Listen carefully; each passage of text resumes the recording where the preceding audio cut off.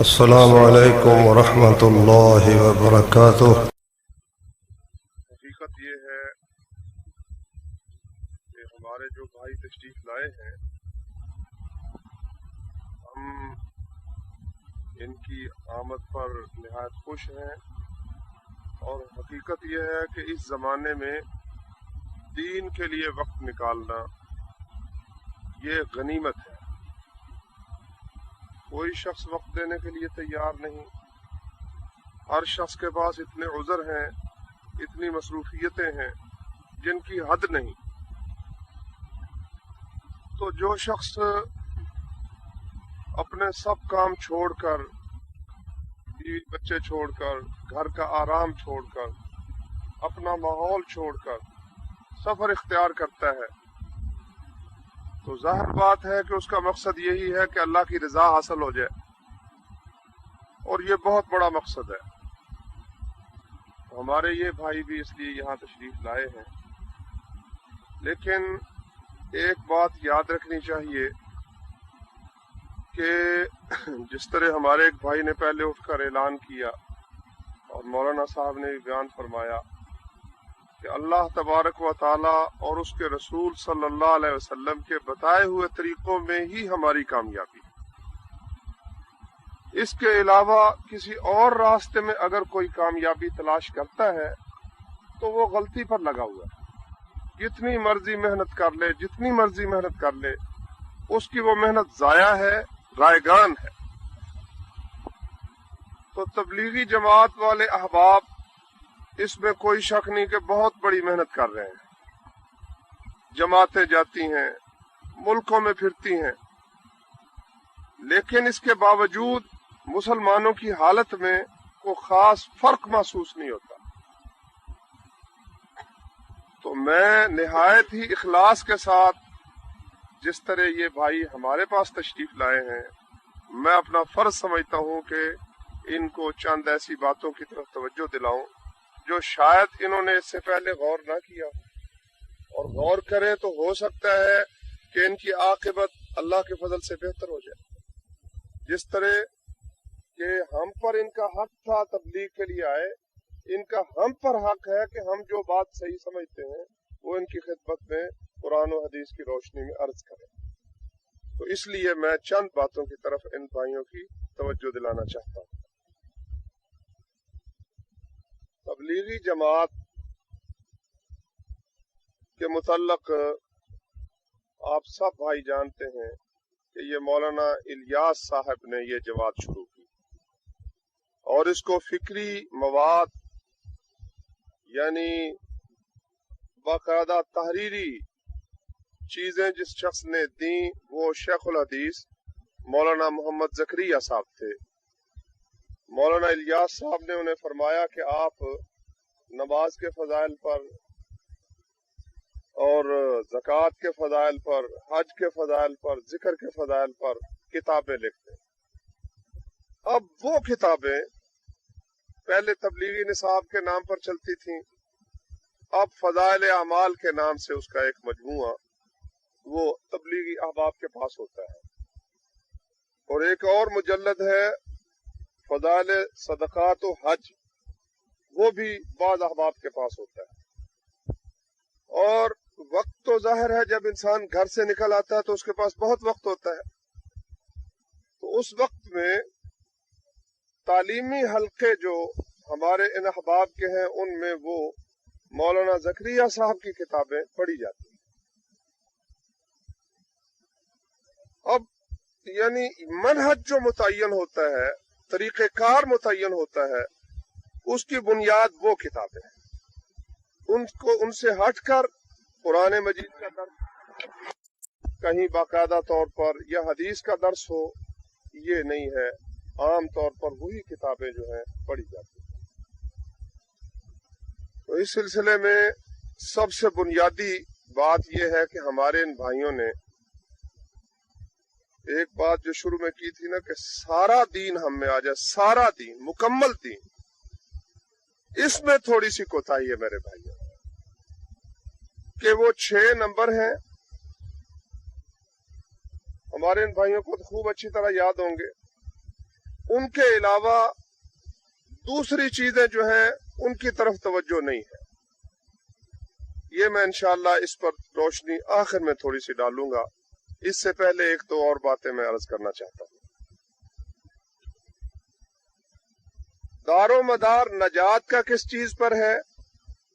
وہ توحید پر ہے. جس طرح مولانا صاحب نے بھی بیان فرمایا کہ لا الہ الا اللہ، اس کا درست کرنا، ایمان کا درست کرنا، توحید کا درست کرنا، سارے پیغمبر اسی لیے تشریف لائے. وما ارسلنا من قبلک من رسول الا نوحی الیہ انہ لا الہ الا انا فاعبدون. آپ سے پہلے ہم نے جتنے رسول بھیجے وہ اس مقصد کے لیے بھیجے، ان کو یہی وحی کی کہ میرے علاوہ بندگی کے لائق کوئی نہیں، اس لیے صرف میری ہی بندگی کرنا، کسی اور کی بندگی نہ کرنا. اچھا، اس کلمے کے اس حصے کی تشریح ہمارے یہ بھائی نہایت خوبصورت الفاظ میں کرتے ہیں کہ لا الہ الا اللہ کا معنی کیا ہے؟ اللہ تعالیٰ سے سب کچھ ہو سکنے کا یقین اور غیر اللہ سے کچھ نہ ہو سکنے کا یقین.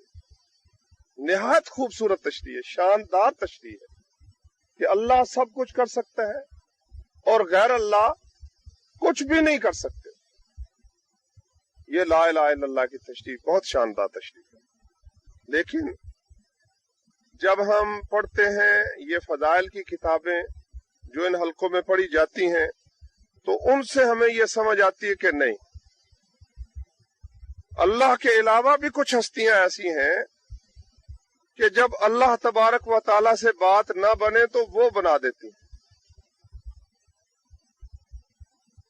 اور حکایات کے ضمن میں، کہانیوں کے ضمن میں تلقین یہ کی گئی ہے، تعلیم یہ دی گئی ہے کہ تم اللہ کے رسول سے مانگو، رسول اللہ صلی اللہ علیہ وسلم سے مانگو، تمہاری مراد پوری ہوگی. ایک قصہ نہیں، دو قصے نہیں، تین قصے نہیں، دسیوں بیسیوں قصے اس قسم کے لکھے ہوئے ہیں. چنانچہ فضائل درود میں بھی لکھا ہوا ہے اور فضائل حج میں بھی لکھا ہوا ہے. بہتر ہے کہ میں کتاب میں سے آپ کو سنا دیتا ہوں تاکہ آپ کو یاد بھی رہے بات، اور ہمارے ان بھائیوں کو بھی وہ واضح طور پر پتہ چل جائے کہ وہ بات کہاں لکھی ہوئی ہے.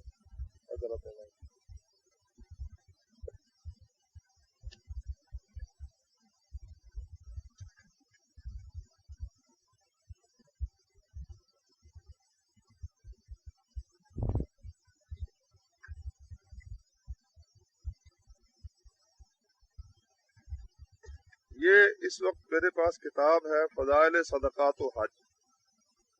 اس میں انہوں نے مدینہ شریف کی حاضری کے متعلق تقریباً 40 کہانیاں، حکایات لکھی ہیں. ان میں سے چند حکایات میں آپ کو سناتا ہوں.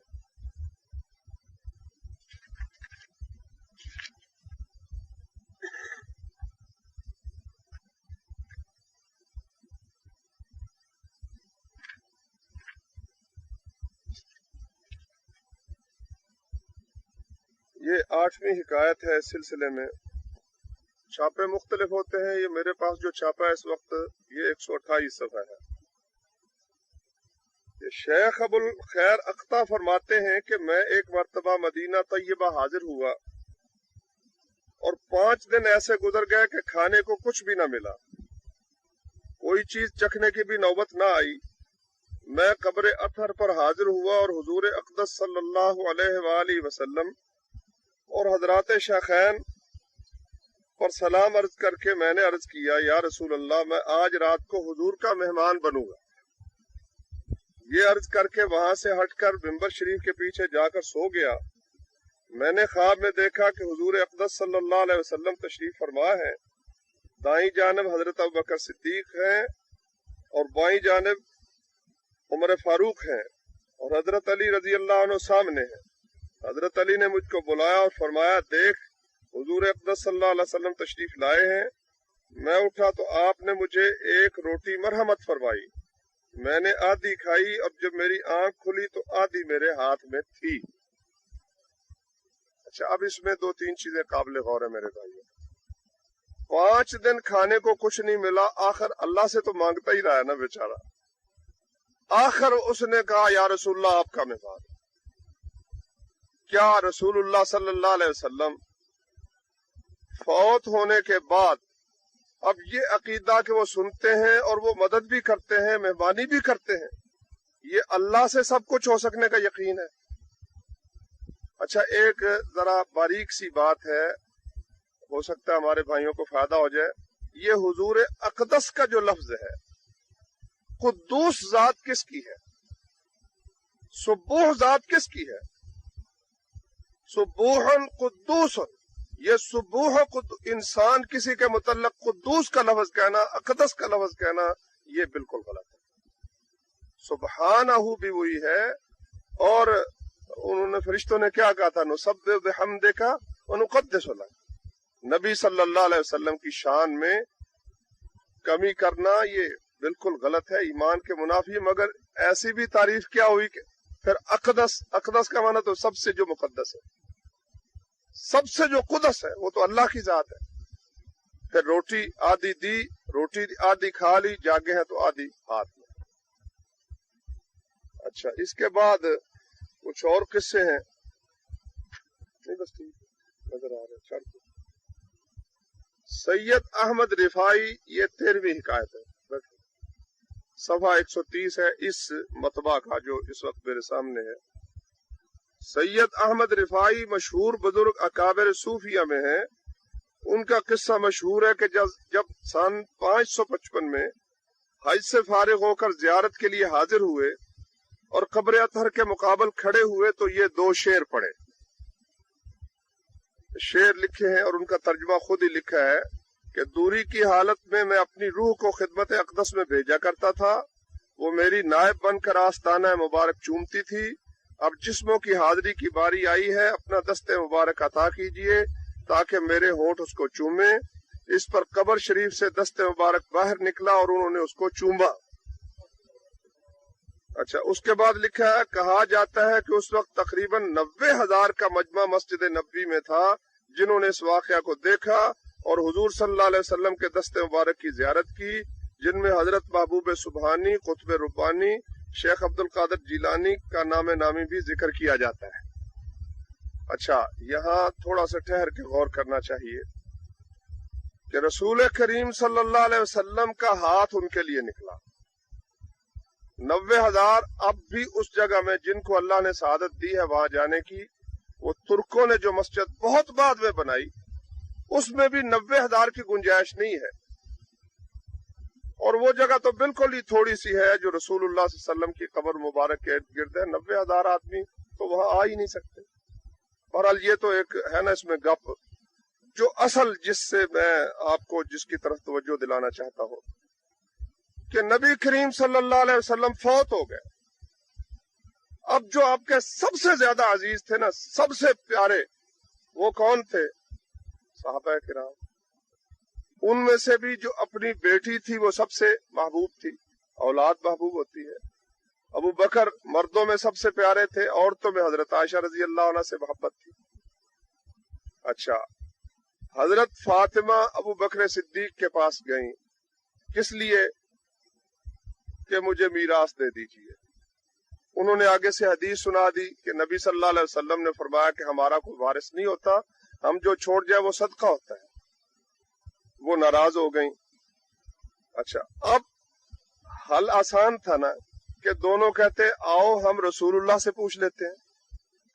एक यारे गार है और मर्दों में सबसे ज्यादा महबूब है, और एक निसाउल आलमीन की सरदार है फातिमा, नबी सल्लल्लाहु अलैहि वसल्लम की लख्त जिगर। कोई नहीं कहता आओ आके नबी करीम सल्लल्लाहु अलैहि वसल्लम से पूछ लेते हैं। इसी मदीना में उस्मान रजी अल्लाह अन्हु का मुहासरा हो जाता है। फिर उसके बाद हजरत मुआविया और हजरत अली की जंगें होती हैं। हजरत आयशा और हजरत अली की लड़ाई होती है। अली भी दामाद है, चचे का बेटा है, आयशा बीवी है, उम्मुल मोमिनीन है। कोई नहीं कहता भाई क्यों लड़ते हो, आओ नबी सल्लल्लाहु अलैहि वसल्लम से पूछ लेते हैं। और हाथ निकलते हैं, बातें होती हैं, रोटियां मिलती हैं तो दूसरों को मिलती हैं। ایمان اور توحید کے بالکل یہ عقیدہ منافی ہے.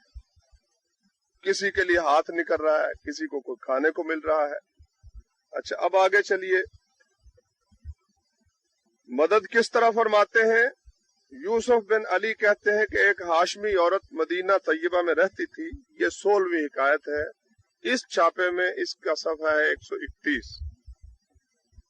ایک ہاشمی عورت مدینہ طیبہ میں رہتی تھی اور بعض خدام اس کو ستایا کرتے تھے. وہ حضور اقدس صلی اللہ علیہ وسلم کی خدمت اقدس میں فریاد لے کر حاضر ہوئی تو روضہ شریفہ سے یہ آواز آئی، اما لک فی اسوۃ فاصبری کما صبرت، کیا تیرے لیے میرے اتباع میں رغبت نہیں؟ جس طرح میں نے صبر کیا تو بھی صبر کر. وہ عورت کہتی ہے کہ اس آواز کے بعد جس قدر کوفت مجھے تھی وہ سب جاتی رہی اور وہ تینوں خادم جو مجھے ستایا کرتے تھے مر گئے. مدد ہوئی کہ نہ؟ سب سے پہلے تو یہ ہے کہ قبر پر کہنا کہ یا رسول اللہ، ہاں جی، مدد کے لیے پکارنا. تو یہ فریاد کرنا، کیا اللہ سے یہ سب کچھ ہو سکنے کا یقین ہے اور فوت ہونے والوں سے نہ ہو سکنے کا یقین ہے؟ سوال پیدا نہیں ہوتا میرے بھائیوں. یہ توحید کے عقیدے کے خلاف، یہ ایک نقب لگی ہوئی ہے ہمارے ان بھائیوں کے عقیدے میں.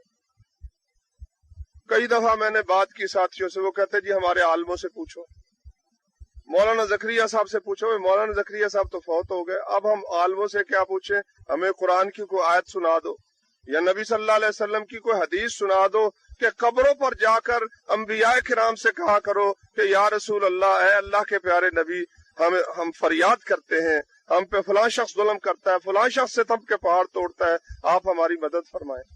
کوئی قرآن کی آیت ہو، کوئی رسول اللہ صلی اللہ علیہ وسلم کی حدیث ہو، کوئی اسوہ ہو نبی کریم صلی اللہ علیہ وسلم کا یا صحابہ کرام کا. اچھا اس کے بعد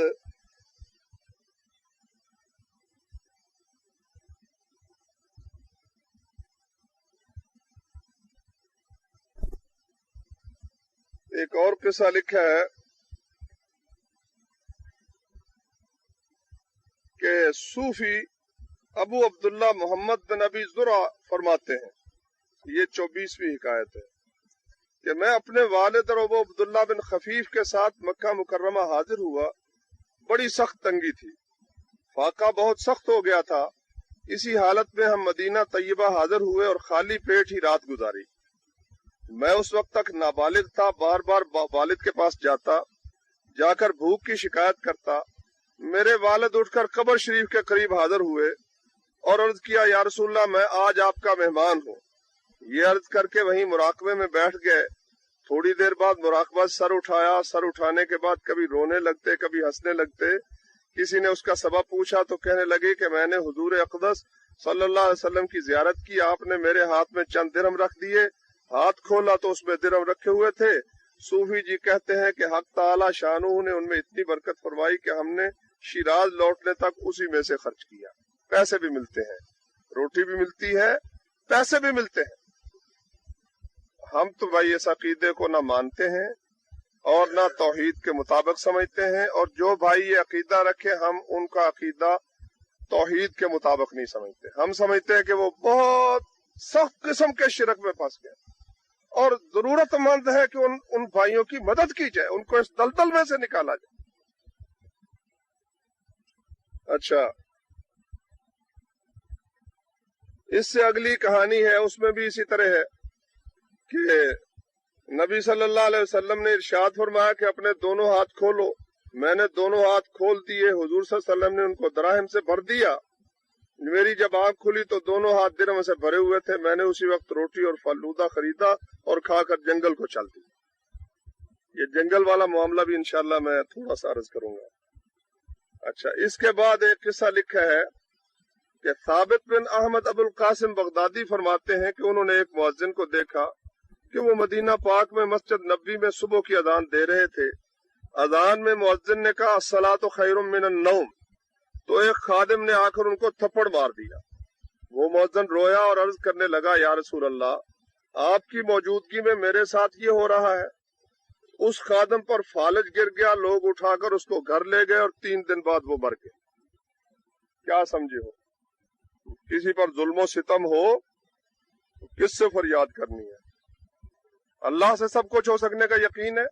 کہتا یا رسول اللہ آپ کے ہوتے ہوئے یہ ہو رہا ہے۔ اللہ کے رسول تو اللہ کو پیارے ہو گئے۔ انک میت وانہم میتون، اگر یہ سمجھ بھی لو کہ آواز سنتے بھی ہیں نبی صلی اللہ علیہ وسلم، چلو مان لو، تو کیا فرشتے جو اس وقت ہمارے ارد گرد ہیں ہماری آواز سن رہے ہیں یا نہیں سن رہے؟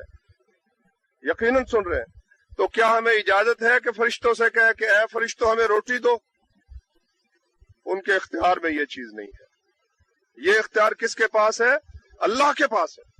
اگر بالفرض نبی صلی اللہ علیہ وسلم سنتے بھی ہوں، ہو سکتا ہے کوئی شخص بحث شروع کر دے جی زندہ ہے سنتے ہیں، سنتے بھی ہوں تو کیا ان کو یہ اختیار ہے کہ لوگوں کو روٹیاں دیں؟ نہ سنتے ہیں نہ یہ اختیار ہے۔ یہ اللہ سے سب کچھ ہو سکنے کا یقین ہے ہی نہیں۔ مدینہ میں مسجد نبی میں اللہ کے نبی کی مسجد میں اللہ سے دعا کرو، اللہ تبارک و تعالیٰ عطا کرے گا۔ ہمارا عقیدہ تو یہ۔ اچھا، اس کے بعد ایک اور قصہ لکھا ہے، اس میں بھی اسی طرح نبی صلی اللہ علیہ وسلم کی مدد کرنے کا ذکر ہے۔ اور جو دور ہو اس کے لیے بھی ایک طریقہ لکھا ہے، مثلا یہاں کے رہنے والے ہیں تو وہ کیا کریں، ان کے لیے بھی ایک طریقہ لکھا ہے کہ ابو محمد اشبیلی کہتے ہیں، یہ 35ویں حکایت ہے، کہ غرناطہ کا ایک شخص بیمار ہوا، اس قدر بیمار ہوا کہ حد نہیں، اطباء اس کے علاج سے عاجز ہو گئے، زندگی سے مایوسی ہو گئی۔ وزیر ابو عبداللہ محمد بن ابی ضال نے ایک خط حضور اقدس صلی اللہ علیہ وسلم کی خدمت اقدس میں لکھا، اس میں چند شعر بھی لکھے جو وفا الوفا میں مذکور ہیں۔ وہ خط حجاج کے قافلہ میں سے ایک شخص کو دے دیا، اس میں بیماری سے صحت کی دعا کی درخواست تھی۔ وہ قافلہ جب مدینہ پاک پہنچا اور وہ خط قبر شریف پر پڑا گیا، اسی وقت وہ بیمار اچھا ہو گیا۔ جب وہ شخص جس کے ہاتھ خط گیا تھا حج سے واپس آیا تو اس نے دیکھا کہ وہ بیمار ایسا تھا گویا کبھی کوئی بیماری اس کو پہنچی ہی نہیں۔ کیا طریقہ نکلا؟ مثلا ہم یہاں رہتے ہیں، ہم قبر پہ جا کے نہیں کہہ سکتے کہ یا رسول اللہ مہمان ہے آپ کے، خرچہ ختم ہو گیا ہے یا بیمار ہیں، تو طریقہ کیا؟ یہاں سے خط لکھ کے تو کسی حاجی کے ہاتھ بھیج دو، وہ وہاں جا کے پڑھے گا، کام تمہارا ہو جائے گا۔ تو دین کا دار و مدار میرے بھائیوں کس چیز پر ہے؟ توحید پر ہے۔ ہمارے یہ بھائی بعض اوقات کہتے ہیں جی یہ تو ہم اپنے نصاب میں سے اب نکال دیا ہے۔ بھائی نکال دیا ہے، لیکن سب بھائیوں کو آپ دعوت کہاں کے جانے کی دیتے ہیں؟ صاف ظاہر ہے رائے ونڈ کی۔ میں گناہ گار آپ کے سامنے کھڑا ہوں، اللہ کے گھر میں بیٹھا تھا بیت اللہ کے پاس حرم شریف میں، ایک شخص آیا، اس نے کہا کہاں سے آیا؟ میں نے کہا میں گجرانوالہ سے آؤں۔ کہتا ہے کہ رائے ونڈ ضرور آنا۔ میرے ساتھ حافظ عبد المنان صاحب تھے، اس نے کہا اللہ کا خوف کر کہ مکہ شریف میں آئے بیٹھے ہم، اللہ کا جو مرکز ہے اسلام کا یہاں، اور تو کہتے رائے ونڈ آ۔ تو سب ہمارے یہ اکثر بھائی ان کو علم نہیں ہے بیچاروں کو، وہ اس کو دین سمجھتے ہیں کہ لوگوں کو کھینچ کھانچ کے رائے ونڈ لے جائیں۔ رائے ونڈ جائیں گے، وہاں کے مکتبوں سے دکانوں سے یہی کتابیں ملیں گی، اور انہی حضرات سے ان کو عقیدت اور محبت ہوگی، جن کا عقیدہ اس قدر مشرکانہ ہے، اس قدر مشرکانہ ہے کہ توحید کے ساتھ اس کی بالکل کوئی مناسبت نہیں۔ تو اس لیے میں اپنے ان بھائیوں کو نہایت اخلاص سے عرض کرتا ہوں کہ توحید پہ قائم ہو جاؤ۔ یا ایھا الذین آمنوا اتقوا اللہ وکونوا مع الصادقین، سچوں کا ساتھ ہو، مشرکوں کا ساتھ کیوں دیتے ہو؟ جو شرک پھیلا گئے اپنی تصنیفوں میں، لوگوں کو شرک پہ لگا گئے، غلط عقیدوں پہ لگا گئے، اپنی زندگی کیوں برباد کرتے ہو؟ اخلاص کے ساتھ نکلے، اللہ کی رضا کے لیے نکلے، لیکن صحبت ایسے لوگوں کی اختیار کی جو شرک کی تلقین کرتے ہیں اور شرک دنیا میں پھیلاتے ہیں۔ اور دوسری چیز کیا ہے؟ اتباع سنت، رسول اللہ صلی اللہ علیہ وسلم کی سنت کی پیروی۔ اس میں اللہ کے نبی کو اس قدر اصرار ہے کہ اللہ نے قرآن میں فرمایا یا ایھا الذین آمنوا لا تقدموا بین یدی اللہ ورسولہ، اے لوگو جو ایمان لائے ہو، اللہ اور اس کے رسول سے آگے مت بڑھو، پیچھے پیچھے چلنا ہے۔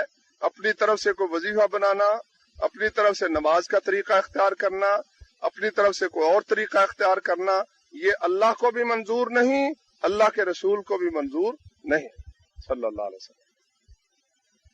صحیح بخاری میں حدیث ہے کہ 3 آدمی نبی صلی اللہ علیہ وسلم کے گھر آئے۔ انہوں نے آ کر پوچھا امہات المومنین سے، ہماری ماؤں سے، کہ نبی صلی اللہ علیہ وسلم کتنی نماز پڑھتے ہیں، تہجد کا کیا حال ہے؟ انہوں نے بتا دیا کہ نبی صلی اللہ علیہ وسلم رات اتنی تہجد پڑھتے ہیں، اتنا سو جاتے ہیں۔ حضرت عائشہ کی حدیث ہے نا کہ پوری رات کبھی بھی نبی صلی اللہ علیہ وسلم نے قیام نہیں کیا۔ رمضان شریف اس میں سے مستثنا ہے، اس کے علاوہ نبی صلی اللہ علیہ وسلم ساری رات قیام کرتے رہتے ہوں، یہ آپ کا طریقہ نہیں تھا۔ اچھا، پھر انہوں نے پوچھا روزے کتنے رکھتے ہیں؟ ہماری ماں نے وہ بھی بتایا کہ نبی صلی اللہ علیہ وسلم بتایا ہوگا، حدیثوں میں جو آتا ہے سوموار کا روزہ رکھتے تھے، جمعرات کا رکھتے تھے، ہر مہینے میں 3 روزے رکھتے تھے۔ کبھی روزے رکھنے لگتے تو روزے رکھتے چلے جاتے، کبھی چھوڑ دیتے تو چھوڑتے چلے جاتے، وہ سارا انہوں نے بیان کیا۔ وہ سن کر کہنے لگے کہ یہ تو کوئی ایسی زیادہ نہیں ہے۔ اینا نحن من رسول اللہ صلی اللہ علیہ وسلم، ہمارا اللہ کے رسول سے کیا مقابلہ، آپ کے تو اللہ نے اگلے پچھلے سارے گناہ معاف کر دیے۔ ایک کہنے لگا اما انا، میں جو ہوں نا ساری رات قیام کروں گا، کبھی سوؤں گا نہیں۔ دوسرے نے کہا میں ہمیشہ ہی روزہ رکھوں گا، کبھی افطار نہیں کروں گا۔ تیسرے نے کہا کہ میں نکاح ہی نہیں کروں گا۔ بات کر کے چلے گئے۔ نبی صلی اللہ علیہ وسلم گھر تشریف لائے، ہماری ماؤں نے آپ کو اطلاع دی، آپ نے انہیں بلوایا، فرمایا تم نے یہ باتیں کی ہیں؟ انہوں نے کہا جی کی ہیں۔ فرمایا اما انی اخشاکم للہ واتقاکم، یاد رکھو میں تم سب سے زیادہ اللہ سے ڈرنے والا ہوں اور سب سے زیادہ متقی ہوں، مجھ سے زیادہ کوئی اللہ سے نہیں ڈر سکتا۔ میں رات نماز پڑھتا بھی ہوں، سوتا بھی ہوں، اور میں روزے رکھتا بھی ہوں اور چھوڑ بھی دیتا ہوں، اور میں نے نکاح بھی کیے ہیں، اور جو میری سنت سے بے رغبتی اختیار کرتا ہے فلیس منی، اس کا مجھ سے کوئی تعلق نہیں ہے، مجھ سے نہیں ہے، پیارے پیغمبر صلی اللہ علیہ وسلم۔ اچھا، اور ان کتابوں میں خصوصاً فضائل نماز میں، جو فضائل اعمال میں بھی شامل ہے، جو دین کا نقشہ بتایا گیا ہے نمونے کے طور پر، وہ نقشہ نہیں جو پیارے پیغمبر صلی اللہ علیہ وسلم، وہ ان لوگوں کا نقشہ تو ہے جو جنگلوں کو نکل گئے، جنہوں نے جو ان پہ حقوق عائد ہوتے تھے وہ حق ترک کر کے تو ہر وقت ہی نماز پڑھنا شروع کر دیا، رہبانیت اختیار کی، جو اللہ کے رسول نے فرمایا تھا نا لا رہبانیت فی الاسلام، اسلام میں رہبانیت کا کوئی وجود نہیں۔ تو یہ کتابیں اور ہمارے بھائیوں کی تقریریں بھی میں سنتا رہتا ہوں، الحمدللہ جب دوست آتے ہیں تسلی سے ان کی بات سنتے ہیں ہم لوگ، تو ان کا بھی زور اسی قسم کی باتوں پر ہوتا ہے۔ چند باتیں میں آپ کو اس سلسلے میں سناتا ہوں۔ یہ فضائل نماز ہے، تو اس میں میرے پاس جو اس وقت ہے چھاپا، اس کا صفحہ ہے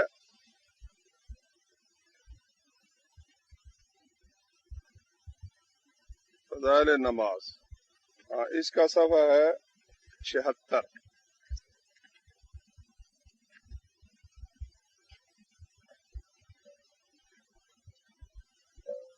اس میں لکھا ہوا ہے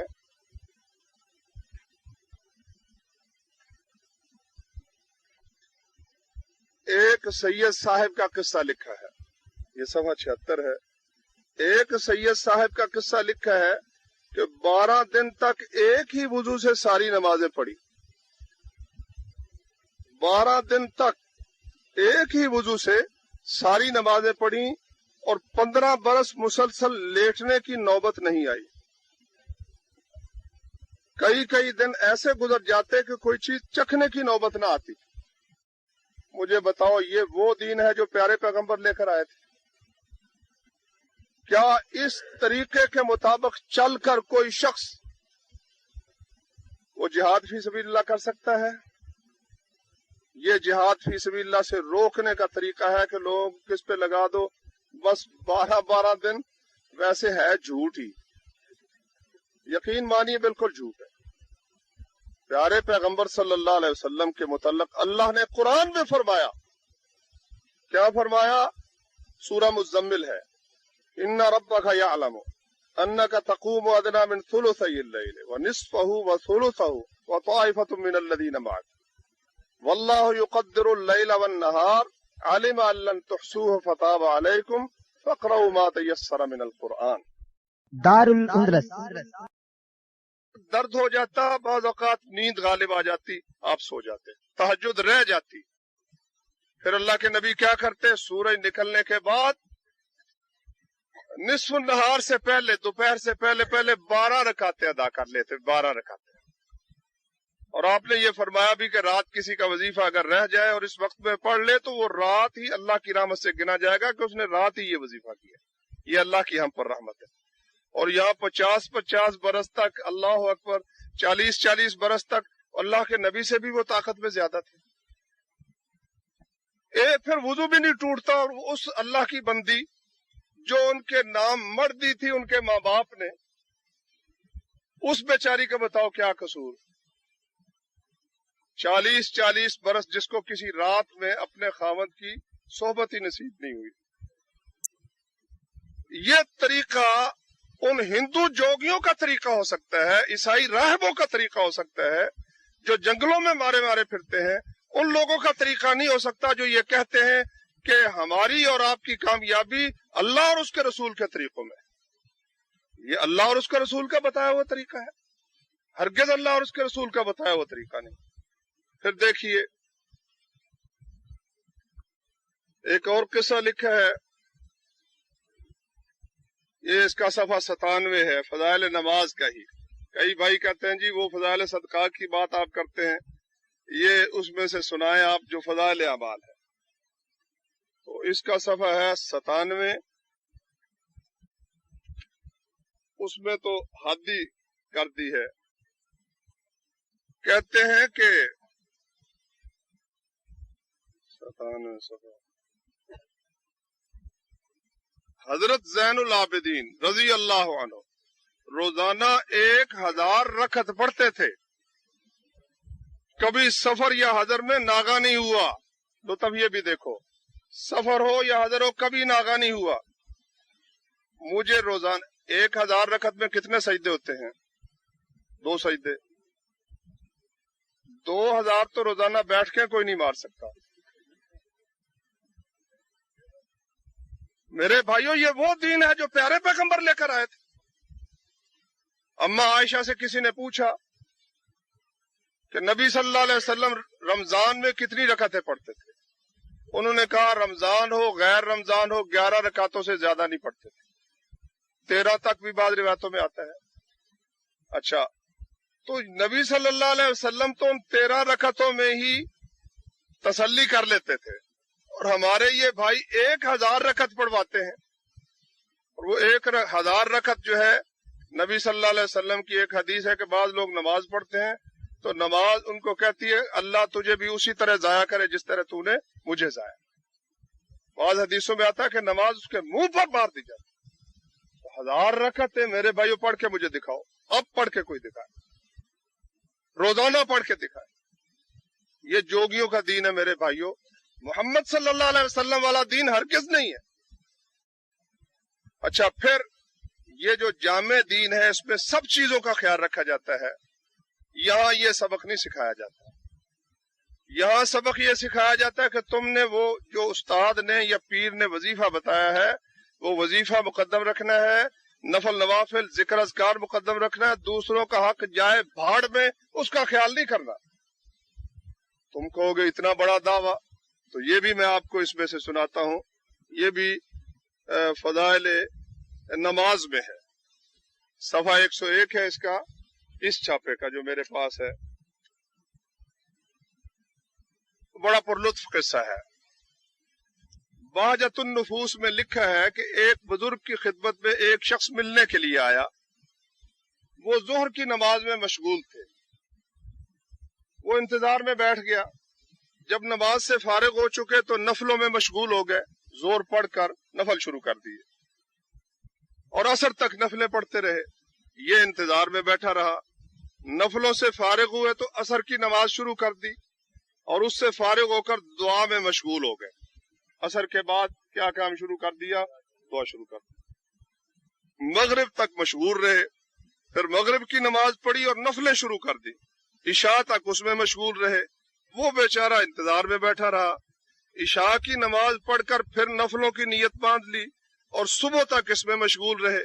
یہ بیچارہ انتظار میں بیٹھا رہا. پھر صبح کی نماز پڑھی اور ذکر شروع کر دیا اور اوراد و وظائف پڑھتے رہے. اسی میں مصلی پر بیٹھے بیٹھے آنکھ جھپک گئی تو فوراً آنکھوں کو ملتے ہوئے اٹھے، استغفار توبہ کرنے لگے اور یہ دعا پڑھی، اعوذ باللہ من عین لا تشبع من النوم، یعنی اللہ سے ہی پناہ مانگتا ہوں ایسی آنکھ سے جو نیند سے بھرتی ہی نہیں. ساری رات جاگتا رہا ہے اور کہتا ہے یہ آنکھ نیند سے بھرتی ہی نہیں. اچھا اب دیکھیے وہ بیچارہ قسمت کا مارا جو آیا تھا کو اس کا حق بھی ہے کہ نہیں؟ کیا فرمایا پیارے پیغمبر نے؟ من کانا یؤمن باللہ والیوم الآخر فلیکرم ضیفہ، جو اللہ اور یوم آخرت پر ایمان رکھتا ہے وہ اپنے مہمان کا اکرام کرے، اس کی عزت کرے. حق یہ تھا کہ فرض ادا کرنے کے بعد ان نوافل سے اس مہمان کی خدمت کرنا زیادہ ثواب. کیا خیال ہے آپ کا؟ نبی صلی اللہ علیہ وسلم کی خدمت میں کوئی شخص جاتا تو آپ نفل پڑھتے رہتے تھے. سب سے پہلے اس کو دیکھو، ابراہیم علیہ السلام کے پاس آئے اجنبی، کوئی پتہ نہیں کون ہے کون نہیں. فما لبث ان جاء بعجل حنیذ، وقفہ بھی نہیں ڈالا، فوراً ایک بھنا ہوا بچڑا لا کے ان کی خدمت میں پیش کر دی. یہ اللہ کے پیغمبروں کا طریقہ ہے. جو مہمان آتا ہے اس کی خدمت کرو، اس کو کھانا کھلاؤ. اور یہاں سبق کیا ہے؟ بس اللہ کی سپورٹ. جو لوگ سال سال تک گھر، جوان لڑکیاں چھوڑ کر، جوان بیٹیاں چھوڑ کر باہر تبلیغ کے لیے جا رہے ہیں، اپنے گھر کی خبر نہیں ہے.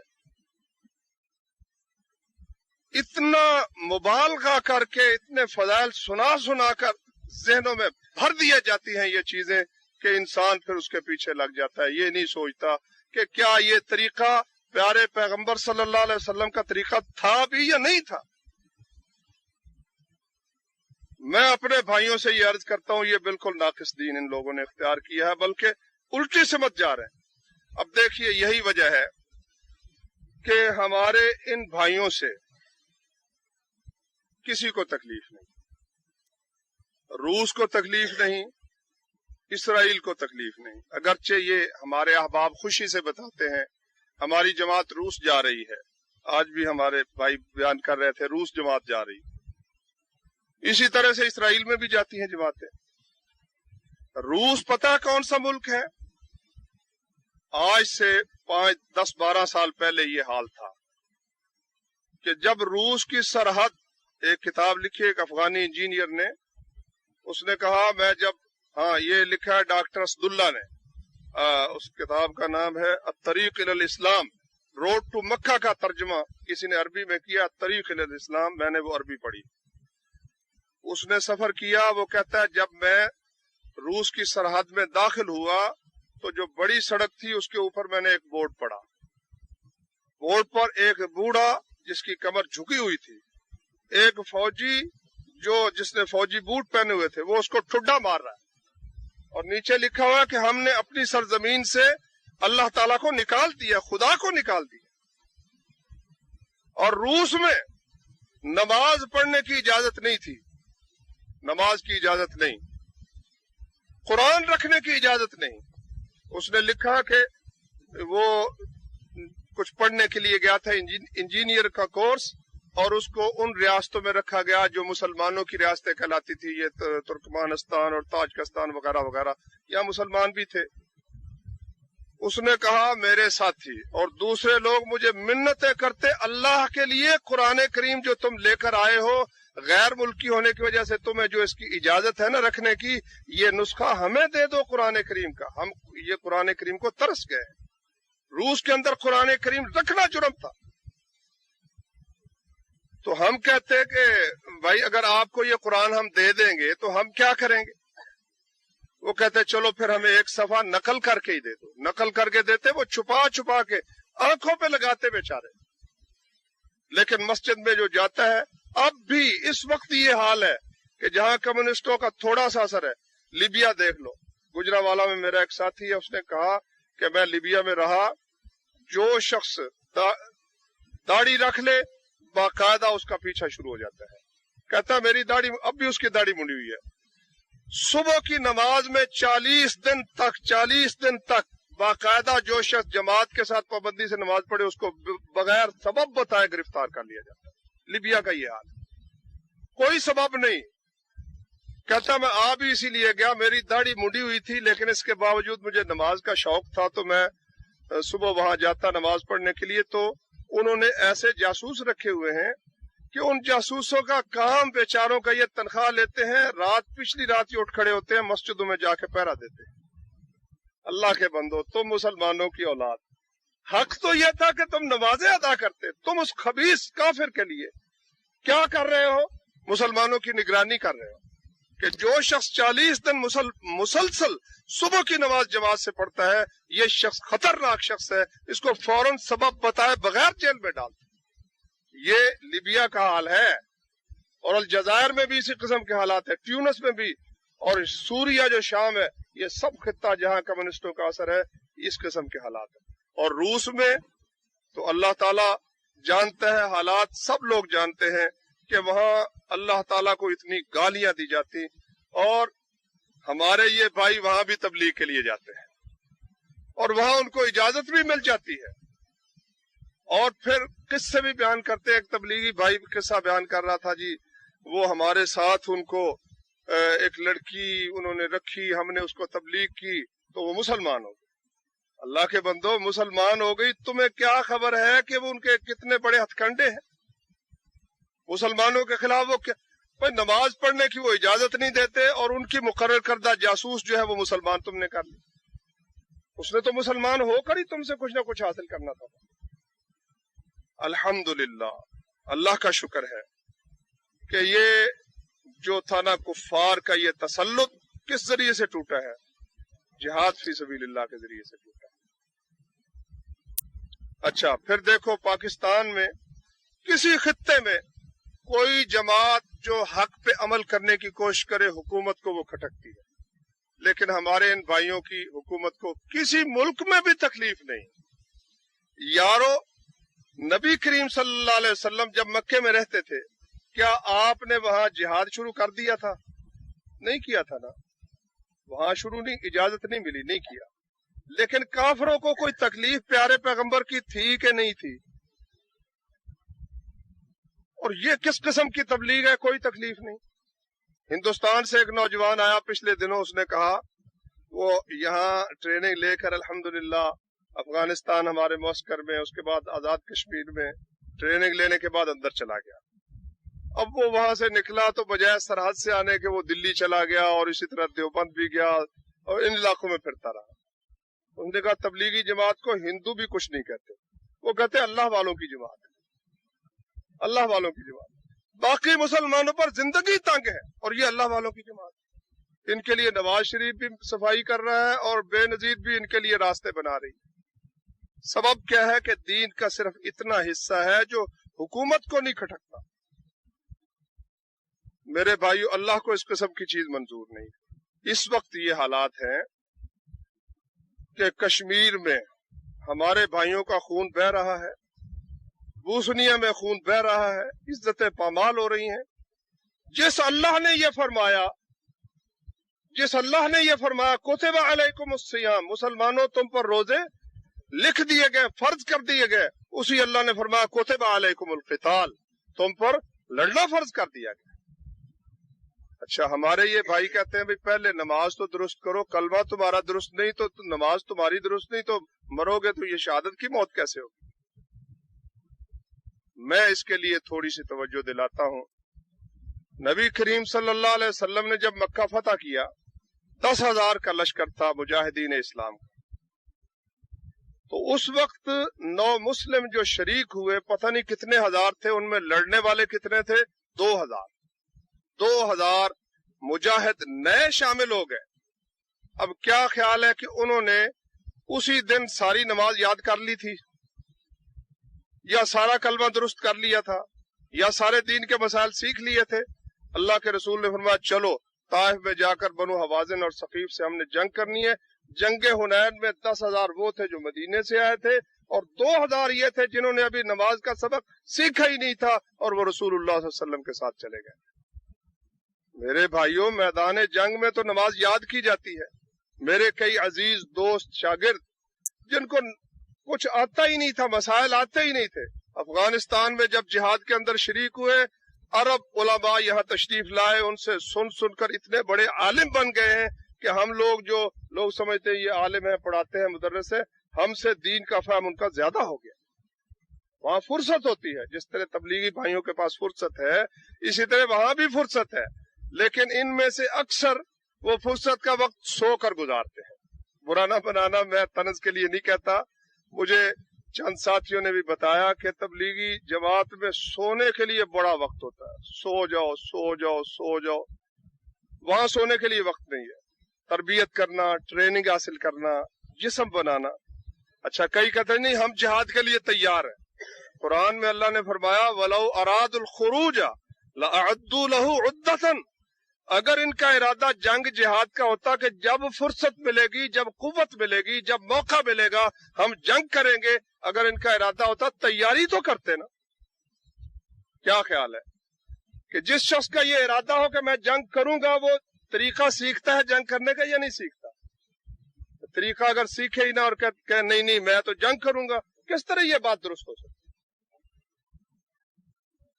تو اس لیے وہاں افغانستان میں مجھے ساتھیوں نے بتایا کہ تبلیغی جماعت آئی، ادھر مورچے لگے ہوئے ہیں اور کفار سے جنگ جاری ہے، روسیوں سے جنگ جاری ہے، اور وہاں جا کے تبلیغ ہو رہی ہے پہلے ایمان درست کرو، کلمہ درست کرو، نماز درست کرو۔ حالانکہ ایمان درست میدان جنگ میں جتنا ہوتا ہے، یہاں کس طرح درست ہوتا ہے؟ اس غلیظ ماحول میں ہر طرف کفر و شرک کی صدائیں، بے حیائی کی آوازیں، اور جہاں ہر طرف ماحول پاک ہے اور دھواں ہی دھواں ہے، ہر طرف جہاد کا مقدس دھواں ہے، کیا خیال ہے آپ کا وہاں زیادہ صفائی ہوتی ہے یا یہاں زیادہ صفائی ہوتی ہے؟ وہاں کلمہ بھی درست ہوتا ہے، دل سے نکلتا ہے کلمہ، غیر سب نکل جاتے ہیں، سب نکل جاتے ہیں، صرف ایک اللہ کی طرف توجہ رہتی ہے۔ نمازیں بھی وہاں درست ہو جاتی ہے، نماز کا مطلب بھی درست ہو جاتا ہے۔ اچھا، تو کئیوں نے تو غصے میں، ہمارا پتہ نہیں کیا مجاہد ساتھی کا نام تھا، اس نے تو سیدھی کلاش ان کو کہ نکل جاؤ یہاں سے، تم کفار کے ایجنٹوں کا کام سر انجام دے رہے ہو،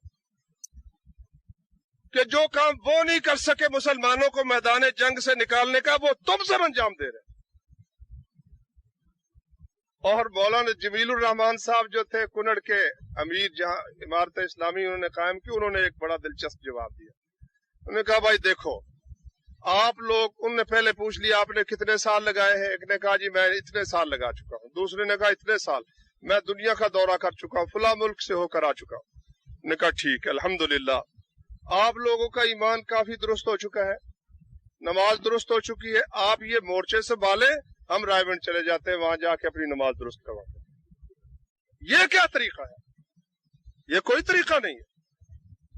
میرے بھائیوں، اس محاذ کو سنبھالو۔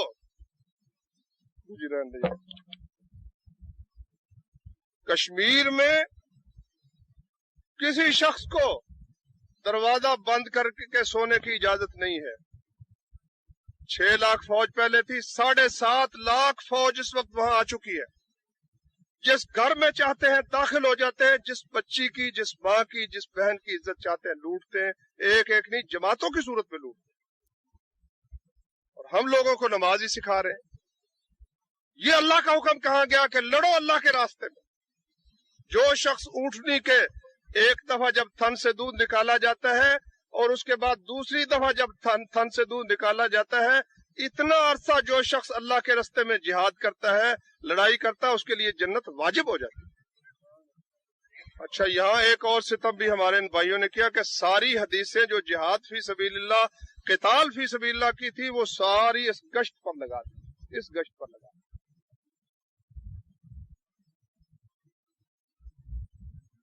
میرے بھائیوں، تاریخ میں سینکڑوں سالوں کے بعد یہ وقت آیا ہے روز روز بالکل نہیں آتا. عام مسلمانوں کو جہاد میں شرکت کا موقع ملے، کبھی یہ وقت سینکڑوں سال گزر گئے نہیں آیا.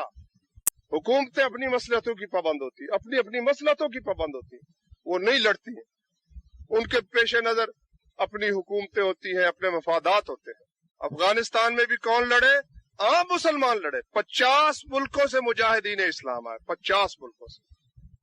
وہ سلطنت جس کے متعلق مشہور تھا جہاں روس پاؤں رکھ دیتا ہے وہاں سے پاؤں اٹھاتا نہیں، اور 70 سال تک اس کا یہ دعویٰ غلط ثابت نہیں ہو سکا. ان بے سر و سامان اللہ کے راستے میں جہاد کرنے والوں نے جب قتل ہونا قبول کیا، شہید ہونا قبول کیا، ہجرت قبول کی، جہاد فی سبیل اللہ کا کام سر انجام دیا، ساری دنیا سے اس طاقت کا جنازہ نکلا. یہاں کی ریاستوں سے نکلا، پولینڈ سے نکلا، ہنگری سے نکلا، چیکو سلواکیہ سے نکلا. اور ہمارے ان بھائیوں کے ہاں جہاد کی بات گناہ ہے. یہ کہیں گے تو کس طرح کہتا ہے؟ میں آپ کو بتاتا ہوں. مجھے مکتب الدعوہ ہے اسلام آباد میں، وہاں ایک شیخ عبداللہ تھے، عربی تھے. اس نے کہا میں گیا وہاں رائے ونڈ میں، افغانستان کا جہاد تیز تھا.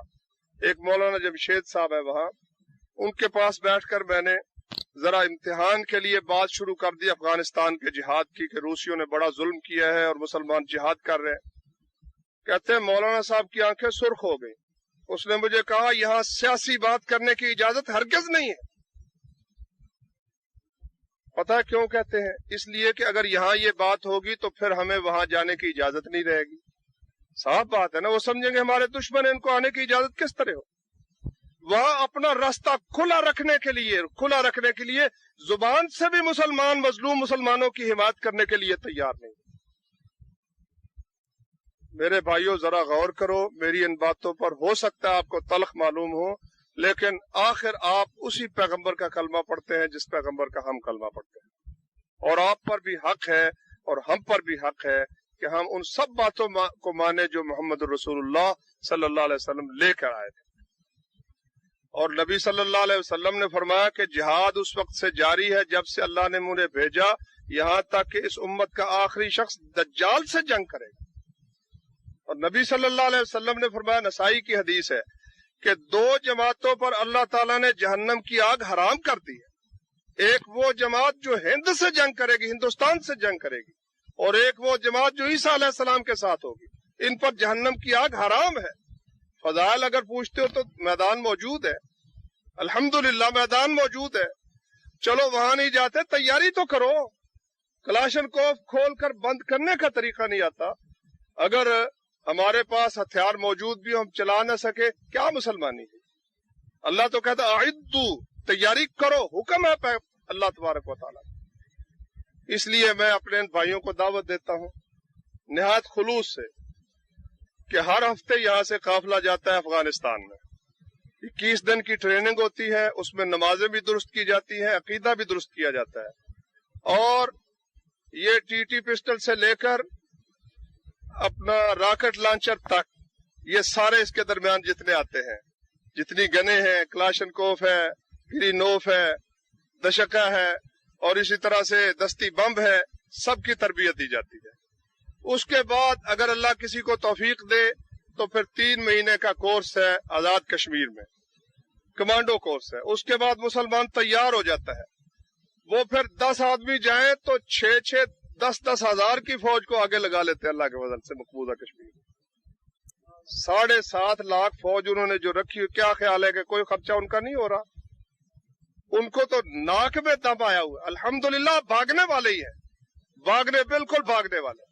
ان کی جو انرجی ہے ختم ہو چکی ہے، قوت ان کی ختم ہو چکی ہے. اب اگر ہم ڈٹے رہے انشاءاللہ وہ بھاگ جائیں گے. اور اگر ہم اس بات میں لگے رہے کہ جو آتا بھی ہے ہمارے پاس ہم نفل ہی پڑھتے رہیں، مہمان کو بھی نہ پوچھے بھی تو نے روٹی کھانی ہے کہ نہیں کھانی، کس طرح ہم جہاد فی سبیل اللہ کر سکتے ہیں؟ اللہ تعالی ہم سب کو وہ دین سمجھنے کی اور اس پر عمل کرنے کی توفیق دے جو اس نے اپنے پیارے پیغمبر صلی اللہ علیہ وسلم پر نازل کیا تھا. سبحانک اللہم و بحمدک، اشہد ان لا الہ الا انت، استغفرک و اتوب الیک. دار الاندلس.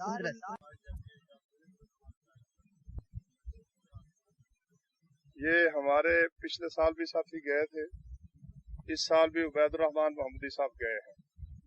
اور وہ ایک الگ حویلی ہے، عام آدمیوں کو اس میں شرکت کی اجازت نہیں ہوتی، اور عربوں کو بھی قریب نہیں آنے دیا جاتا، کیونکہ عرب اس قسم کے خرافات سے بہت بچتے ہیں۔ تو ایک دستاریں پگڑیاں پکڑا دی جاتی ہے دور دور تک، اور کہا جاتا ہے کہ یہ کہو کہ میں نے بیعت کی مولانا الیاس صاحب سے انعام الحق کے ہاتھ پر۔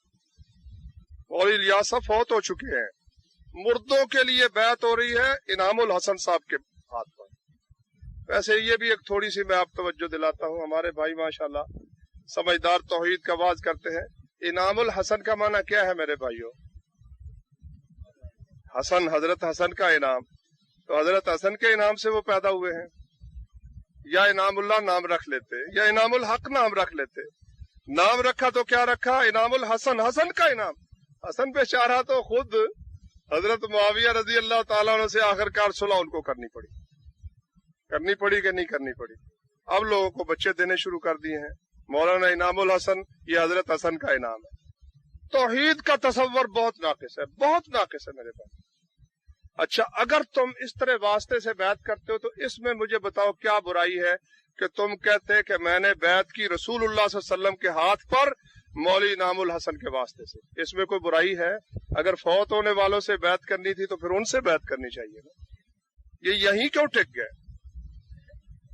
تو یہ بھائیو، یہ طریقہ وہاں ساری خرافات، تصوف کے یہ سارے سلسلے، تصور شیخ تک کہ مرشد کا نقش پکانا جب اور زیادہ گہرا کام ہو جاتا ہے، جب قریب ہو جاتے ہیں، جب دوری کی منزلیں مٹ جاتی ہیں، اعتماد پختہ ہو جاتا ہے، تو تصور شیخ والا شرک بھی یہاں شروع ہو جاتا ہے۔ تو اس لیے میں اپنے معزز مہمانوں سے درخواست کرتا ہوں، بچ جاؤ، خالص کتاب و سنت پر عمل کرو، اسی میں نجات ہے اور اسی میں ہی کامیابی ہے۔ اللہ تعالیٰ عمل کی توفیق عطا فرمائے۔ تصوف کا مطلب یہ وہ خود بیان کرتے ہیں کہ نبی صلی اللہ علیہ وسلم کے زمانے میں تو آپ کی مجلس سے لوگوں کی طبیعت صاف ہو جاتی تھی، جب آپ فوت ہو گئے تو ایسے طریقوں کی ضرورت پڑی جن طریقوں سے کہ انسان کی طبیعت صاف ہو، اس کا دل روشن ہو۔ اس کے لیے علماء کرام نے پھر کچھ طریقے ایجاد کیے، مثلا نظر پکانا، مثلا سانس بند کرنا، مثلا روزانہ 12,000 دفعہ اللہ اللہ اللہ اللہ کہنا۔ اب پیارے پیغمبر نے تو یہ وظیفہ نہیں بتایا کہ یہ لفظ اللہ کہتے چلے جاؤ، اور یا نفی اس بات کا ذکر اس طریقے سے کرنا کہ ناف سے لفظ لا کو اوپر کی طرف نکالنا، الہ کو دماغ پر رکھنا، الا اللہ کی طرف دل میں لگانا، اور لطیفے، یہاں لطیفہ سر ہے، یہاں لطیفہ خفی ہے، یہاں لطیفہ اخفا ہے، یہاں توجہ کرو گے تو روشنی دکھائی دے گی، اور دکھائی دیتی ہے۔ جب ایک آدمی تصور ہی باندھے یہاں سے روشنی دکھائی دے گی، دکھائی دیتی ہے، بالکل دکھائی دیتی ہے۔ شیطان ان کی عقلوں سے کھیلتا ہے۔ کسی صحابی سے، کسی تابعی سے یہ چیز منقول نہیں ہے۔ یہ وہ ہندوؤں کا طریقہ سانس بند کرنا، اسی طریقے سے یہ سارے وہ رام رام کہتے تھے، یہ اللہ اللہ کہتے رہتے ہیں۔ طریقہ پیارے پیغمبر صلی اللہ علیہ وسلم والا نہیں۔ اسی لیے شیطان پھر ان کو آسانی سے فلاں کو یہ خواب آئی، فلاں کو یہ خواب آئی، فلاں کو یہ خواب آئی، سارا دار و مداری خوابوں پر اور کشف و کشوف پر ہو۔ ایک بہجت القلوب کتاب ہے چھوٹی سی، مولانا زکریا صاحب کی ہے، ان کے ایک شاگرد مولوی اقبال نے لکھی ہے، مدینے میں وہ رہتے تھے۔ اس میں وہ کتنے ہی لکھے ہیں کہ فلاں جگہ جانا تھا، مولانا زکریا صاحب نبی صلی اللہ علیہ وسلم کی قبر پر حاضر ہوئے، کہا یا رسول اللہ فلاں جگہ چلا جاؤں؟ اللہ کے نبی نے فرمایا ہاں چلے جاؤ، ہم بھی تمہارے ساتھ جائیں گے۔ مطلب اللہ کے نبی پھرتے ہیں، ساتھ ساتھ جاتے ہیں، اور وہ جہاں جاتے ہیں وہ پہلے لکھتے ہیں کہ میں جا کے قبر پہ پوچھا یا رسول اللہ لندن چلا جاؤں، فیصلہ آباد جانا چلا جاؤں؟ کیا ابو بکر بھی پوچھتے تھے یا رسول اللہ مرتدوں سے لڑائی کروں کہ نہ کروں؟ آپس میں جھگڑا ہو گیا۔ حضرت عمر نے کہا وہ زکوٰۃ کا صرف کہتے ہیں، کلمہ پڑھتے ہیں، نماز پڑھتے ہیں، آپ کس طرح لڑیں گے؟ نے کہا میں لڑوں گا۔ یہ نہیں کہا دونوں بھائیوں نے آپس میں کہ چلو رسول اللہ صلی اللہ علیہ وسلم سے پوچھ لیتے ہیں۔ مولانا زکریا جو پوچھ لیتے ہیں، ابو بکر اور عمر نہیں پوچھ سکتے۔ یہ وہ دین ہرگز نہیں جو ابو بکر اور عمر رضی اللہ تعالیٰ عنہ کو نبی صلی اللہ علیہ وسلم نے سکھایا تھا۔ یہ وہ ہندوؤں والا، صوفیوں والا، جوگیوں والا دین ہے، ناقص دین، جو اس لیے ایجاد کیا گیا کہ جہاد کی طرح مسلمانوں کی توجہ بالکل نہ ہو جائے۔ काफिर और हिंदू सिर्फ किससे डरता है? जिहाद फी सबीलिल्लाह से। और जिहाद के गुबार में अफसोस यह है कि वो सारी लड़ाई के गुबार की हदीसें इस गश्त पे हमारे इन भाइयों ने लगा दी। अल्लाह अकबर। जिस कदम पे वो गुबार पड़ जाता है जिहाद फी सबीलिल्लाह का, जहन्नम की आग उस पे हराम हो जाती है। वो एक फजीलत तो मैं आपको सुनाऊं, आप भाई सुनते रहते हैं, अल्लाह ताला अमल की तौफीक अता फरमाए। कुरान मजीद मौजूद है, रसूलुल्लाह सल्लल्लाहु अलैहि वसल्लम की हदीस मौजूद है। हमने कई जगह कोशिश की कि तबलीग जमात वाले भाई रोजाना कुरान मजीद का तर्जुमा और तफसीर पढ़कर सुनाया करें, लेकिन सख्त पाबंदी है। कतन पाकिस्तान हिंदुस्तान में कहीं कुरान करीम का दरस नहीं देखोगे। दरस जो पढ़ कर दिया जाएगा वो तबलीगी निसाब का दिया जाएगा। तो मौजूद है अल्हम्दुलिल्लाह, अल्हम्दुलिल्लाह। जो 8-10 जमातें पढ़ जाते हैं, कुरान का तर्जुमा मौजूद है, बुखारी शरीफ का तर्जुमा मौजूद है, मुस्लिम का तर्जुमा मौजूद है। उलमा से पूछे, एक आलिम से पूछे, दूसरे से, तीसरे से। मैंने एक किताब पढ़ी, उसमें लिखा था कि अगर आप किसी चीज को कोई चीज खरीदना चाहते हो, तिजारत का उसूल यह है कम से कम 3 दुकानों से आप रेट पूछें। आपको उस चीज की कुरान मजीद जय्यद उलमाए किराम की तकारीर, नित नए जहादी तरानों के वॉल्यूम्स, साफ और बेहतरीन MPX साउंड फिल्टर पर पाकिस्तान भर में बेहतरीन ऑडियो कैसेट रिकॉर्डिंग और सीडीज का मरकज। बराह राबिता दारुल अंदलस, मरकजुल कादसिया, 4 लेक रोड, चुबुर्जी चौक, लाहौर। फोन 72305449।